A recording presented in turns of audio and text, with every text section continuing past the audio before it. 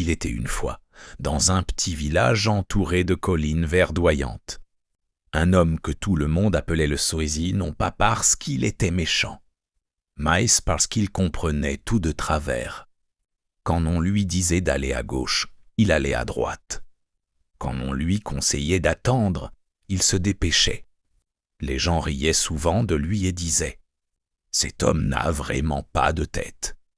Le sot avait un fils unique nommé Émile. Les villageois pensaient que l'enfant serait encore plus sot que son père. Certains murmuraient même « Un sot ne peut donner naissance qu'à un sot ». Émile grandit en entendant ces paroles. À l'école, on se moquait de lui. Quand il faisait une erreur, tout le monde riait. Mais Émile avait une habitude étrange, il observait beaucoup et parlait très peu. Il regardait les oiseaux construire leur nid. Les anciens discutaient sous l'arbre du village. Et les commerçants trompaient parfois les clients naïfs. Un jour, une grande famine frappa le village. Les récoltes furent mauvaises et les greniers se vidèrent rapidement. Les habitants paniquaient. Les plus riches cachèrent leur nourriture, tandis que les pauvres se plaignaient et se disputaient. Le chef du village annonça « Celui qui trouvera une solution pour sauver le village recevra une grande récompense. » Beaucoup proposèrent des idées compliquées. Aller très loin chercher de la nourriture. Demande el aida de village ennemi. Ou vendre les dernières terres.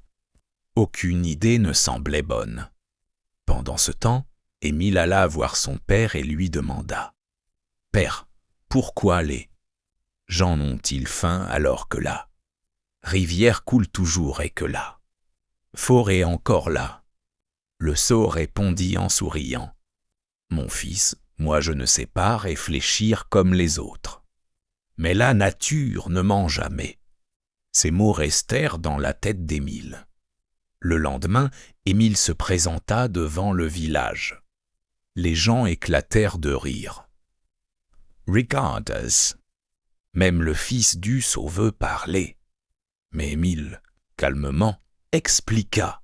« Nous avons oublié ce que nous savons déjà, la rivière peut nourrir le village avec le poisson.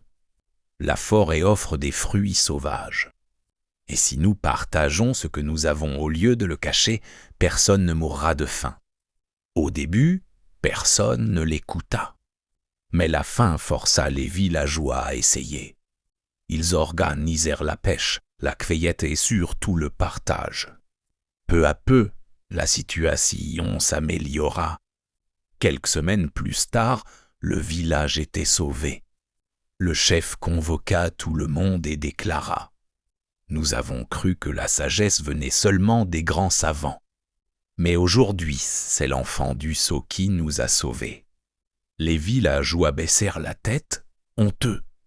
Quant au sot, il sourit fièrement et dit « Vous voyez, même celui qu'on croit idiot peut porter une vérité. » Depuis jour, plus personne ne se moqua d'Émile.